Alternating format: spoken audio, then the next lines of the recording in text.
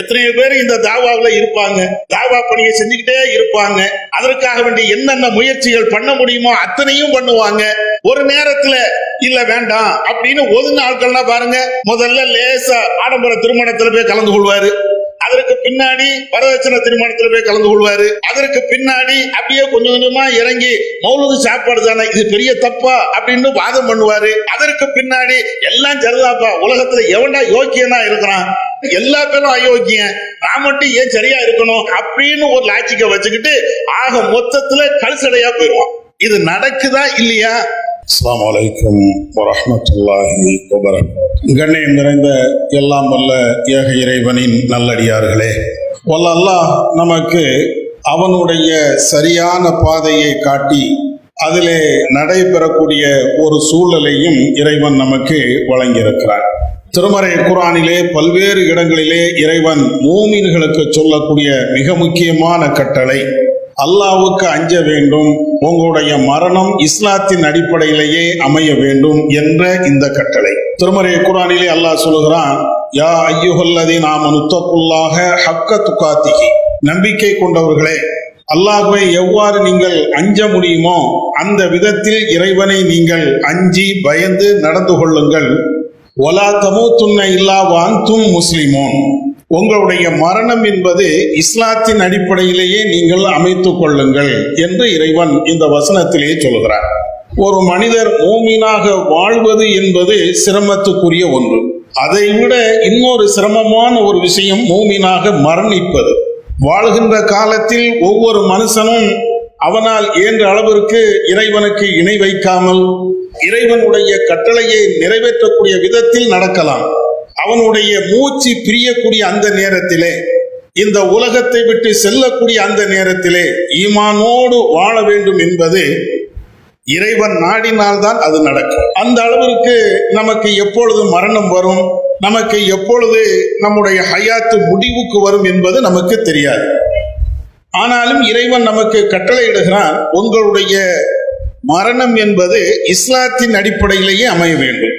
இஸ்லாத்தின் அடிப்படையிலேயே ஒரு மனிதனுடைய மரணம் இருக்க வேண்டும் என்றால் அதற்கு இஸ்லாம் பல்வேறு விதமான வழிமுறைகளை சொல்லித் தருகிறது.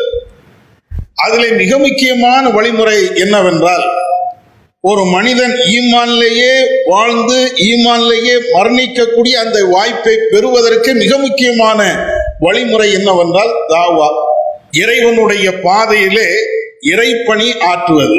இரண்டாவது, அந்த இறைப்பணியை ஆற்றுவதற்கு அடிப்படையாக இருக்கக்கூடிய மார்க்க அறிவை இல்மை பெற்றுக் கொள்வது. இந்த ரெண்டும் இருந்தாலேயே ஒரு மனிதன் தன்னுடைய கடைசி காலகட்டத்தில் ஈமானை நோக்கி அவன் சென்று தன்னுடைய உயிரை அவர் விடுகின்ற ஒரு வாய்ப்பு கிடைக்கும். அல்லாஹ் தன்னுடைய திருமறை குர்ஆனிலே சொல்கிறான், வல்தக்கும் மின்கும் உம்மத்துன், உங்களிலே ஒரு சமுதாயம் இருந்து கொண்டே இருக்கட்டும், யஅ்முரூன பில் மஅரூஃப் வ யன்ஹவுன அனில் முன்கர், அவர்கள் நன்மையை ஏவட்டும் தீமையை தடுத்துக் கொண்டே இருக்கட்டும் என்று அல்லாஹ் சொல்லிவிட்டு, உலாயிக ஹுமுல் முஃப்லிஹூன், இந்த சாரார் தான் வெற்றி பெற்றவர்கள் என்று இறைவன் இந்த வசனத்திலே சொல்கிறார். வெற்றி என்பது உலகத்தில் கிடைக்கக்கூடிய வெற்றியை இறைவன் சொல்லவில்லை, மறுமையில் கிடைக்கக்கூடிய அந்த வெற்றியைத்தான் இறைவன் சொல்லுகிறார். மறுமையில நீங்க சொர்க்கம் போகணுமா, நரகம் போகாமல் இருக்க வேண்டுமா, உங்களுடைய மறுமையினுடைய பயன் மிக அதிகமாக இருக்க வேண்டுமா என்றால் நீங்கள் தாவாவில் கவனம் எடுங்கள். இதுதான் இறைவன் இந்த வசனத்துல திரும்ப திரும்ப நமக்கு சொல்லித் தருகின்ற ஒரு விஷயம். இன்னொரு இடத்திலே அல்லாஹ் சொல்லித் தருகும் போது, குந்தும் ஹைர உம்மா, நீங்கள் தான் சிறந்த சமுதாயம், மனித சமுதாயத்திலேயே நீங்கள் தான் சிறந்தவர்கள் அப்படிங்கிறான். எந்த அடிப்படையில? தஅ்முரூன பில் மஅரூஃப் வ தன்ஹவுன அனில் முன்கர், நன்மையை ஏவி தீமையை தடுக்கக்கூடிய இறைப்பணியை நீங்கள் செய்கின்ற பொழுது நீங்கள் தான் சிறந்த சமுதாயம் என்றும் இந்த வசனத்திலே சொல்கிறார். இதை இன்னொரு கோணத்தில் நீங்கள் பார்த்தீர்கள் என்றால் இதனுடைய அழுத்தம், இதுல இறைவன் சொல்லக்கூடிய உண்மையான கருத்து என்ன அப்படிங்கிறது நமக்கு தெரியும். என்ன கருத்து? ஒரு மனிதன் யோக்கியன் என்று சொல்வதாக இருந்தால், நல்லவன், நான் நல்லவன் தான் அப்படின்னு சொல்வதாக இருந்தால் அவனிடத்துல இந்த தாவா பணி இருக்கும். தாவா பணி, குர்ஆன் ஹதீஸை எடுத்து பேசுகின்ற இந்த பணி யாரிடத்தில் இருக்கிறதோ அவன்தான் நல்லவன். அப்ப இந்த பணி யாரிடத்தில் இல்லையோ அவர்கள் அத்தனை பேர்களுமே நல்லவர்களாக இருக்க இயலாது. அதானே அல்லாஹ் அப்படித்தானே இந்த வசனத்தில் சொல்லி காட்டுகிறான். குந்தும் ஹைர உம்மா, நீங்கள் தான்ப்பா மனித சமுதாயத்துல நல்லவங்க. எப்போ நல்லவங்க? இந்த தாவா பணியை நீங்கள் செய்கின்ற பொழுது நீங்க நல்லவங்க. அப்ப தாவா பணியை விட்டு விட்டோம் என்றால், இதெல்லாம் எனக்கு தேவையில்லை என்று ஒதுங்கி விட்டோம் என்றால், இறைப்பணியோ ஜமாத்து பணியோ நல்ல காரியங்களோ சமூக சேவைகளோ எதுவுமே எனக்கு தேவையில்லை அப்படின்னு நாம ஒதுங்கி விட்டோம் என்றால், இந்த வசனத்தின் அடிப்படையில எதிர்க்கருத்தை நீங்கள் புரிவீர்கள் என்றால், இதெல்லாம் நான் செய்ய மாட்டேன், தாவா பணிக்கே நான் வரமாட்டேன் அப்படின்னு சொல்லக்கூடிய நிலை யாருக்கு வருகிறதோ அவர்கள் நல்லவர்களாக இருக்க முடியாது. உலகத்துல நீங்க பாருங்க, இன்னைக்கும் நடைமுறையில இந்த வசனத்தினுடைய யதார்த்தத்தை நீங்கள் புரிந்து கொள்ளலாம். எத்தனையோ பேர் இந்த தாவாவில இருப்பாங்க, தாவா பணியை செஞ்சுக்கிட்டே இருப்பாங்க. அதற்காக வேண்டிய என்னென்ன முயற்சிகள் பண்ண முடியுமோ அத்தனையும் பண்ணுவாங்க. ஒரு நேரத்துல இல்ல வேண்டாம் அப்படின்னு ஒதுங்க ஆட்கள்லாம் பாருங்க, முதல்ல லேசா ஆடம்பர திருமணத்துல போய் கலந்து கொள்வாரு, அதற்கு பின்னாடி வரதட்சணை திருமணத்துல போய் கலந்து கொள்வாரு, அதற்கு பின்னாடி அப்படியே கொஞ்சம் கொஞ்சமா இறங்கி மௌலூது சாப்பாடு தானே இது பெரிய தப்பா அப்படின்னு வாதம் பண்ணுவாரு. அதற்கு பின்னாடி எல்லாம் சரிதாப்பா, உலகத்துல எவன்டா யோக்கியனா இருக்கிறான், எல்லா பேரும் அயோக்கியன், நான் மட்டும் ஏன் சரியா இருக்கணும் அப்படின்னு ஒரு லாஜிக்க வச்சுக்கிட்டு ஆக மொத்தத்துல கல்சடையா போயிடுவான். இது நடக்குதா இல்லையா? இறைவன் அப்படி சொல்லி காட்டுகிறான். நீ தாவா பணியை செஞ்சுக்கிட்டே இரு, நீ நல்லவனாக இருந்துகிட்டே இருக்க முடியும். நீ தாவா பணியை விட்டுட்டு வேற ஏதாவது ஒரு பணியை நீ தேர்ந்தெடு, இந்த நல்ல பண்பு உன்னிடத்தில் விலை போய்கிட்டே இருக்கும். இதுதான் யதார்த்தம். ஒரு மனுஷனை நீ சுபுவுக்கு வா அப்படின்னு நீங்க சொல்லிக்கிட்டே இருங்க, எப்ப சுபுவுக்கு வா, சுபுவுக்கு வா, லோருக்கு வா, லோருக்கு வா அப்படின்னு நீங்க சொல்லிக்கிட்டே இருங்க. இதனுடைய நன்மை என்ன தெரியுமா? அவன் சுபுவுக்கு வாரானோ இல்லையோ, அவன் லுஹருக்கு வாரானோ இல்லையோ, நாம கரெக்டா சுபுவுக்கு வந்துருவோம், நாம கரெக்டா லுஹருக்கு வந்துருவோம். நீங்க ஒரு ஆள்கிட்ட சுபுவுக்கு வராத அப்படின்னு நீங்க சொல்லாம இருந்தீங்கன்னு வைங்க, சுபுவுக்கு வா வரல எதையுமே நீங்க சொல்லல, பேசாம நீங்க உண்டு உங்க வேலை உண்டு அப்படின்னு இருந்துகிட்டே வாருங்க. ஒரு நாளைக்கு நம்மளுக்கு சுபு போகும், ஒரு நாளைக்கு லுஹர் போகும், ஒரு நாளைக்கு அசர் போயிடும், ஒரு நாளைக்கு மகரிப் போகும், இன்னொரு நாள் முடிச்சு பாத்தீங்கன்னா 5 நேர தொழுகையும் ஹலாக்காயும். ஏன்? நாம சொல்றதை விட்டுட்டோம். தாவாவை நீங்க பண்ணிக்கிட்டே இருங்க. தாவா பண்ண பண்ண பண்ண அவன் திருந்துகிறானோ இல்லையோ நாம திருந்த முடியும். இன்னும் சொல்ல போனா நம்மள்ட்ட ஒரு கெட்ட எண்ணம் இருக்கிறது, ஒரு கெட்ட சிந்தனை இருக்கிறது. தாவாங்கிறது யாருக்கு தெரியுமா? அவனை திருத்துவதற்கு, இவனை நேர்வழிப்படுத்துவதற்கு, அவர்களை நேர்வழிப்படுத்துவதற்கு. இதுதான் தாவா. யாரு சொன்னா? நேர்வழிப்படுத்துவதற்கு தான் தாவாவா? உங்களால நேர்வழி காட்டிட முடியுமா? தொழ முடியாத ஒருத்தனை தொழ வைக்க முடியுமா? ஒருத்தன்ட்ட ஈமான் இல்லாத ஒருத்தன்ட்ட ஈமானை கொண்டு போய் உங்களால திணிக்க முடியுமா? நபிகள் நாயகம் ஸல்லல்லாஹு அலைஹி வஸல்லம் அவர்களுக்கு இறைவன் சொல்லி காட்டுகிறான், இன்னக லா தஹ்தி மன் அஹ்பப்த. நபியே, நீங்கள் விரும்பிய ஆட்களுக்கு நேர்வழி காட்ட முடியாது. உங்களால இவருக்கு நேர்வழி காட்டணும்னு நினைச்சால் உங்களால முடியாது. ஏன்? அல்லாஹ் நாடினா தான் நேர்வழி காட்டுவான். வலாக்கின் அல்லாஹ் யஹ்தி மையஷா, அல்லாஹ் தான் நாடியவர்களுக்கு நேர்வழி காட்டுவாங்கிறான். குர்ஆன்ல பல்வேறு இடங்கள்ல திரும்ப திரும்ப அல்லாஹ் சொல்லி காட்டுகிறான். நேர்வழி காட்டுவது என்பது அது என்னை சார்ந்தது, ஒருத்தனை திருத்துவது என்பது அது என்னை சார்ந்தது, தொழுகை இல்லாத ஒருத்தனை தொழுகையாளியாக மாற்றுவது அது என்னை சார்ந்தது. எதுக்கு தாவா பண்ணணும்? தொழுகை இல்லாத ஆளு போய் தொலைவா அப்படின்னு ஏன் சொல்லணும்?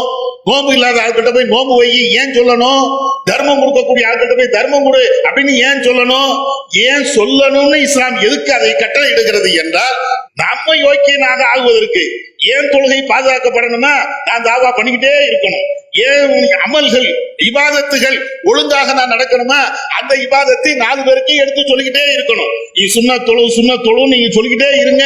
என்னிடத்தில் சுன்னத்தான வணக்கங்கள் இருந்துகிட்டே இருக்கும். தர்மம் கொடு நீங்க சொல்லுங்க, என்னிடத்தில் தர்மம் இருக்கும். நீங்க என்னென்ன தீமைகளை தடுக்கிறீர்களோ அந்த தீமை என்னிடத்தில் நெருங்குவதற்கு அச்சப்படும். என்னென்ன நன்மைகளை நாம எடுத்து சொல்லிக்கிட்டே இருக்கிறோமோ அந்த நன்மைகள் நம்மள்கிட்ட கூடிக்கிட்டே இருக்கும். தாவாவுடைய நோக்கமே இதுதான். யாரையும் திருத்துவதற்கு, யாரையும் நேர்வழிப்படுத்துவதற்கு அது நம்மள்ட்ட அந்த அதிகாரத்தை அல்லாஹ் தரல. வல்லுகுமா உன் சில இலை, நபியே உங்களுக்கு எது வகையாக இறைக்கப்பட்டு இருக்கிறதோ அதை நீங்க சொல்லிக்கிட்டே இருங்க. இதுதான் ரசூலுல்லாஹ்வுக்கு அல்லாஹ் சொல்லக்கூடிய கட்டளை. இறைவன் நபி அவர்களுக்கு சொல்லக்கூடிய கட்டளை என்னன்னா, நீங்க சொல்லிக்கிட்டே இருங்க, திரும்ப திரும்ப சொல்லுங்க. விடாம சொல்லுங்க. அவன் திருந்துறான், திருந்தாம போறான், நேர்வழி அடைகிறான், நேர்வழி அடையாம போறான், அதை பற்றி உங்களுக்கு கவலையே இல்லை. நீங்க சொல்ல வேண்டியதுதான் உங்களுடைய கடமை. எத்தனை இடத்துல திருமறை குர்ஆன்ல நமக்கு இதை வலியுறுத்தி சொல்லி காட்டிக்கிட்டே இருக்கிறான். அதனால நமக்கு தேவை என்ன அப்படின்னு சொன்னா, இந்த தாவா என்பது ரொம்ப ரொம்ப அவசியம். நம்ம விட்டுட்டு போனோம், நம்ம இடத்தில் நன்மை இருக்காது. நம்ம இது வேண்டாம் என்று ஒதுங்கி போனோம், ஒதுங்க ஒதுங்க ஒதுங்க தீமைகள் நம்மள்கிட்ட சேர்ந்துகிட்டே இருக்கும். எந்த அளவுக்கு தெரியுமா? நபியுடைய வாழ்க்கையை நீங்க ஃபுல்லா நீங்க படிச்சு பாருங்க. அல்லாஹ்வுடைய தூதர் இந்த தாவா பணியை 40 வயசுல ஆரம்பிச்சாங்க. வரலாறுல படிக்கிறோம். அவங்க தாவா பணியை விடுகின்ற வயசு எத்தனைன்னு தெரியுமா? எப்ப தாவா பணிக்கு ஓய்வு கொடுத்தாங்கன்னு தெரியுமா? நான் இனிமேல் தாவா பண்ண மாட்டேன் அப்படின்னு சொன்ன நேரம் என்னன்னு தெரியுமா? 40 வயசுல தாவாவை ஆரம்பிச்சாங்க. வரலாறுல படிக்கிறோம். அல்லாஹ் முதல்ல அவங்களுக்கு வஹி அனுப்புறான். அந்த வஹி செய்தியை எடுத்து சொன்னாங்க. ரசூலுல்லாஹ்வுடைய தாவாவுடைய முடிவு காலம் எது? தாவாவுடைய முடிவு காலம் எதுன்னு கேட்டா, அவங்க எப்ப மூச்சை விட்டாங்க அப்பதான் மரண தருவாய் தான் அவங்களுக்கு தாவாவுக்கு விடுதலை கொடுக்குறாங்க. நபிகள் நாயகம் ஸல்லல்லாஹு அலைஹி வஸல்லம் அவர்கள் கடைசி நேரத்துல ஆயிஷாவுடைய மடியில படுத்து கிடக்குறாங்க. அல்லாஹ்வுடைய தூதர் ஆயிஷா நாயகி இதை சொல்லுவாங்க. நபிகள் நாயகம் ஸல்லல்லாஹு அலைஹி வஸல்லம் அவர்கள் மரணிக்கின்ற பொழுது அவங்களுடைய தலை, அவங்களுடைய கழுத்து என்னுடைய மடியோடு, என்னுடைய மார்போடு நான் அணைத்துக் கொண்டு இருக்கக்கூடிய அந்த நேரத்துல அவங்களுடைய ரூஹு போச்சு அப்படிம்பாங்க. அதுவரையும் ரசூலா தாவா பண்ணிட்டே இருந்தாங்க. கடைசியில ரசூலா நமக்கு சொல்லி சென்ற ஒரு வார்த்தை, அல்லாஹும்ம பிர்ரஃபீக்கில் அலா, யா அல்லாஹ் உயர்ந்த நல்ல நண்பர்களோடு என்னை நீ சேர்த்து வைத்து விடுவாயாக. யாருக்கு சொன்னாங்க?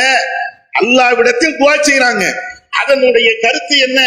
ஒவ்வொரு மனுஷனும் கடைசி நிமிஷம் வரையிலையும் இந்த தாவா, நீனும் இறக்கும்போது இந்த வார்த்தையை சொல்லு, உன்னுடைய சக்கராத்து காலில் இந்த வார்த்தையை சொல்லு, இறைவா என்னுடைய மௌத்தை நல்ல மரணமாக ஆக்கு, உனக்கு மட்டும் கட்டுப்பட்ட நல்ல அடியாராக என்னை ஆக்கு, நல்ல அடியார்களோடு மறுமையில என்னை சேர்த்து வை.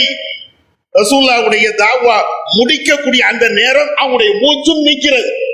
இன்னைக்கு நம்ம என்ன நினைக்கிறோம்? அதெல்லாம் தாவா பண்ணா போதுங்க, எனக்கு கடை இருக்கிறது, எனக்கு வேலை இருக்கிறது, எனக்கு படிப்பு இருக்கிறது, எனக்கு 1008 வேலை இருக்கிறது, காலம் ஃபுல்லா தாவா பண்ணிட்டே இருக்க முடியுமா? நம்ம கேட்கிறது, காலம் ஃபுல்லா தாவா பண்ணிக்கிட்டே இருக்க முடியுமா? அதுதான் 4 பேர் இருக்கிறாங்கல்ல, அவன் பண்ணிக்கிட்டே போவான். எங்களுக்கு என்ன வேலை? ஒண்ணும் கிடையாதுங்க. சரி, காலம் ஃபுல்லா சாப்பிடாம இருக்கிறியா? காலம் ஃபுல்லா உழைக்காம இருக்கிறியா? காலம் ஃபுல்லா புறம் பேசாம இருக்கிறியா? காலம் ஃபுல்லா கித்னா பண்ணாம இருக்கிறியா? காலம் ஃபுல்லா பொய் சொல்லாம இருக்கிறியா? எதுக்குமே நீ விடுமுறை விடுறது இல்லையே. உன்னுடைய தீமைக்கு, நீ செய்யக்கூடிய அக்கிரமத்திற்கு எதற்குமே விடுமுறை இல்லை. இன்னும் சொல்ல போனால் அந்த தீமைக்கு தான் விடுமுறை விடணும். நான் இனிமேல் இந்த தப்ப பண்ண மாட்டேன், இனிமேல் பொய் சொல்ல மாட்டேன், அக்கிரமம் பண்ண மாட்டேன், இந்த தீமைக்குத்தான் விடுதலை கொடுக்கணும். ஆனா எதுக்கு விடுதலை கொடுக்கிறோம்? தாவாவுக்கு. அதெல்லாம் வேண்டாங்க, இன்னைக்கு நான் பண்ண மாட்டாங்க, நாளைக்கு பண்றேங்க, நாளை கழிச்சு பண்றேங்க. எப்போ? மலக்குல் மௌத் வந்ததற்கு பிறகு தாவா பண்ண முடியுமா? மலக்குல் மௌத் வந்து நிக்கிறாரு, வானவர் வருகின்ற அந்த காட்சியை பார்க்கத்தான் போகிறோம். நம்மளிடத்தில் அவர் பேசத்தான் செய்வார். ஒவ்வொரு மனுஷன்ட்டையும் மலக்குல் மௌத் என்று சொல்லக்கூடிய அவர் வந்து பேசத்தான் செய்வாங்க. அந்த நேரத்துல அப்படி பேசும்போது, உன் ரூஹை எடுக்க போறேன் அப்படின்னு சொல்லும் போது, வானவரே கொஞ்சம் என் ரூஹை எடுக்கிறாங்க, எங்க உம்மாட்ட மட்டும் ஒரே ஒரு தகவலை சொல்லிட்டு வந்துடுறேன், என் பிள்ளைகிட்ட ஒரே ஒரு தகவலை சொல்லிட்டு வந்துடுறேன், குர்ஆன் ஹதீஸை மட்டும் பின்பற்றப்பா, வேற எதையும் பின்பற்றிடாத அப்படின்னு சொல்லிட்டு வந்துடுறேன், எனக்கு ஒரு வாய்ப்பத்தா அப்படின்னா கொஞ்ச நேரம் விட்டு கொடுப்பாங்களா?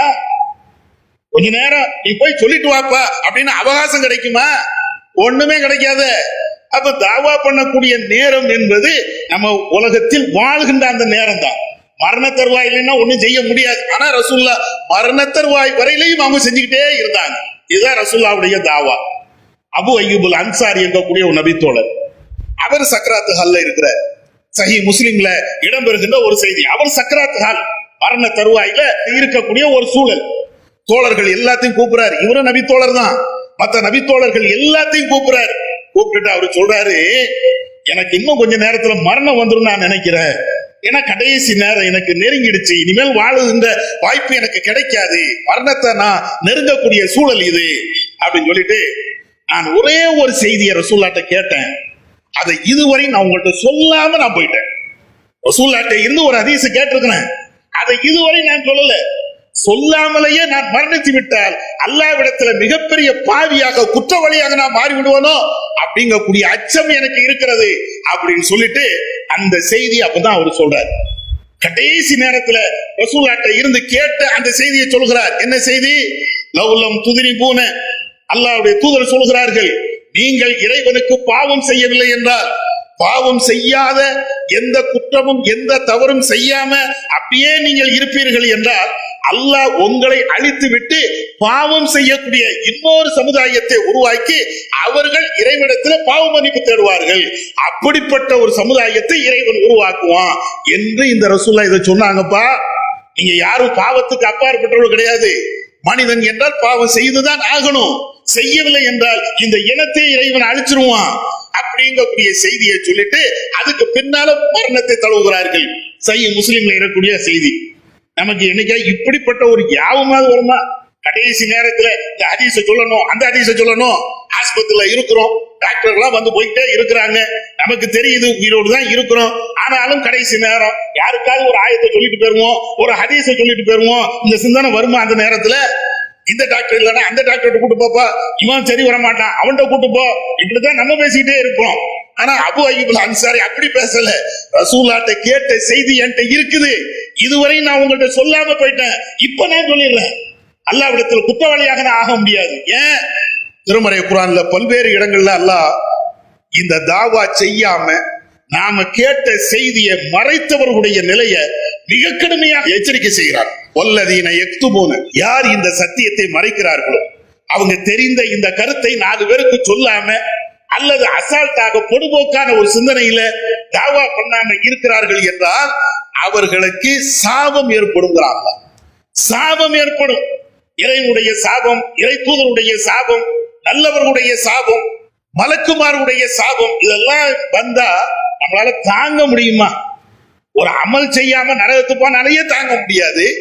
இதை தாண்டி சாபம் இடக்கூடியவர்கள் எல்லாம் சபிக்கிறார்கள் என்றால் அதனுடைய நிலை எவ்வளவு மோசமா இருக்கும் யோசிச்சு பார்க்கணும். அப்ப அதனால இதையெல்லாம் தெரிஞ்சுக்கிட்டு தான் அபூ அய்யூப் அன்சாரி எதையும் மறைக்க மாட்டார். அபூ ஹுரைரா கடைசி வரையும் எல்லா செய்திகளும் சொல்லிக்கிட்டே போனார், ஹதீஸ்களை அறிவிச்சுக்கிட்டே தான் இருந்தார். ஒரு காலத்திலையும் தாவாவுக்கு ரசூலுல்லாஹ் விடுமுறை கொடுக்கல, சஹாபாக்கள் விடுமுறை கொடுக்கல, நபி தோழியர்கள் விடுமுறை கொடுக்கல. கடைசி வரையும் இந்த தாவா, உயிர் போகிற வரையும் தாவா. நமக்கு மட்டும்தான் எல்லாத்துக்கும் லீவு தேவைப்படுது. இன்னும் சொல்ல போனா இந்த தாவா பண்றதுக்கு இன்னொரு அவசியம் தேவை. என்ன அவசியம்?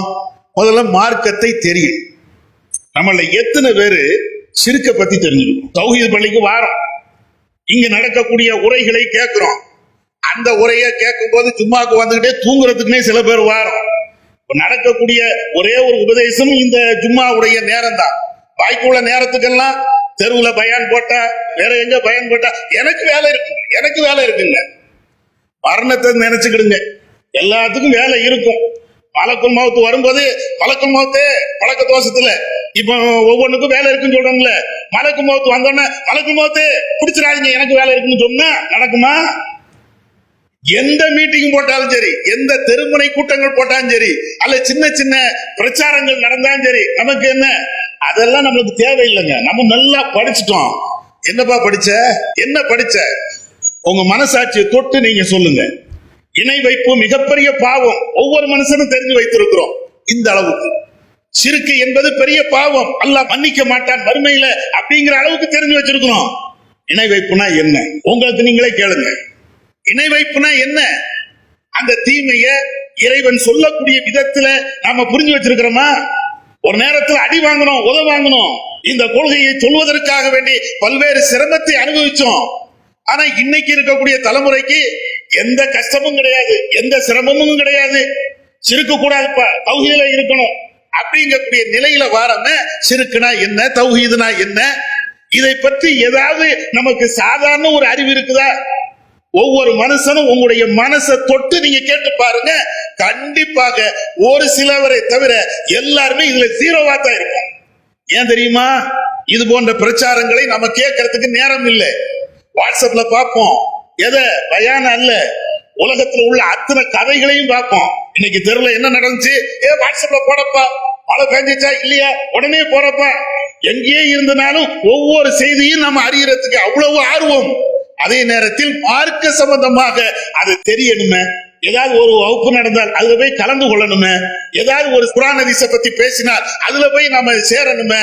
அதெல்லாம் கிடையாது. என்ன நினைக்கிறோம், அதெல்லாம் எனக்கு தெரியுங்க, எல்லாம் எனக்கு தெரியும். எத்தனை வருஷ தௌஹீத்வாதி நான்? 25 வருஷம் 30 வருஷமா இந்த கொள்கையில இருக்கிறேன். எனக்கு தெரியாத தௌஹீதா, எனக்கு தெரியாத இல்மா என்ற நிலையில நம்ம போய்கிட்டே இருக்கோம்.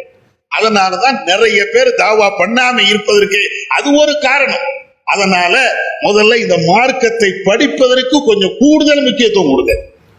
மார்க்கத்தை படிப்பதற்கு கூடுதல் முக்கியத்துவம் எந்த அளவுக்கு என்றால், ஒரு ஜும்மா பயான் மட்டும் இல்ல, வேற பயான்கள் நடந்தால் நம்மளால முடிஞ்ச அளவுக்கு அதுல போய் சேருவோமே. நபிகள் நாயகம் ஸல்லல்லாஹு அலைஹி வஸல்லம் சொல்றாங்களா இல்லையா? மார்க்கத்தை கற்பதற்காக வேண்டி ஒரு ஆளு செல்கிறார் என்றால் வானவர்கள் தங்களுடைய ரெக்கைகளை விரிச்சு வைக்கிறார்கள். சொர்க்கத்தினுடைய பாதை அவர்களுக்கு லேசாக ஆக்கப்படுகிறது. ஒரு பள்ளிவாசல்ல உட்கார்ந்து குர்ஆனை எடுத்து அவர்களும் படித்து 4 பேர்களோடு அது சம்பந்தமாக உரையாடி கொண்டு இருக்கிறார்கள் என்றால் அவர்கள் மீது வானவர்கள் துஆ செய்கிறார்கள். இறைவனுடைய அருள் இறங்கிக் கொண்டே இருக்கிறது. என்னைக்காவது இந்த ஹதீஸை நாம செயல்படுத்தி இருக்கிறோமா? நீ உட்காரு, நானும் உட்கார்றேன், ஆயத்தை படி, ஹதீஸ படி. நான் ஒரு ஆயத்தை படிக்கிறேன், நீ ஒரு ஆயத்தை படிக்கிற, நான் கேட்கிறேன். என்னைக்காவது இருக்குதா? வருவோம், மிஞ்சி மிஞ்சி போனா தொழுவோம், தொழுது முடிச்ச உடனே ஓடுவோம், தப்பு இல்லை. ஆனால் அதே நேரத்தில் மார்க்கத்தை படிப்பதற்காக ஒரு 10 நிமிஷம் ஒதுக்குறேன், ஒரு 5 நிமிஷம் ஒதுக்குறேன். வாராந்திர பயான் இருந்தா கூட ஒரு 4 பேர் உட்காருவோம், பாக்கி உள்ள எல்லாருமே ஓடி போயிடுறோம். இதுதான் மார்க்கமா? இதுதான் நாம படிச்ச தௌஹீதா? கொஞ்சம் யோசிச்சு பாருங்க. அதனால இந்த கல்வியை படிப்பதுல கொஞ்சம் கூடுதல் ஆர்வம் இருக்க வேண்டும். ஏதாவது 4 விஷயங்கள், பெரிய ஆலிமாகணும் அவசியம் இல்லை, பெரிய பெரிய மார்சாக்கள்ல போய் படிக்கணும் அப்படின்னு அவசியம் இல்லை. அடிப்படையான விஷயங்களை, மார்க்க சட்டங்களை, குர்ஆன் ஹதீஸ்களை விளங்கணுமா இல்லையா? அது போன்ற செய்திகளை நாம புரிவோம். நாம விளங்கி கொண்ட செய்திகளை இந்த பிறகு எடுத்து சொல்லுவோம். நம்ம நல்லவர்களாக இருப்பது தாவா பணி செய்வதற்கு. தாவா பணி நம்ம செய்கிறோம் என்றால் நல்லவர்களாக இருப்போம். தாவாவை விட்டுவிட்டோம் என்றால் நம்மிடத்தில் ஷைத்தானிய சிந்தனை வந்துவிடும் என்பதை இறைவன் சொல்லக்கூடிய இறை தூதர் காட்டி தந்த வழியில இருந்து நம்ம புரிந்து கொள்வோம். வல்லல்லாஹ் நம்ம கேட்டதின் அடிப்படையில் செயல்பட அவன் அருள் செய்வானாக. வாஹதவன் அல்ஹம்துலில்லாஹி ரப்பில் ஆலமீன். அல்லாஹு அக்பர், அல்லாஹு அக்பர்.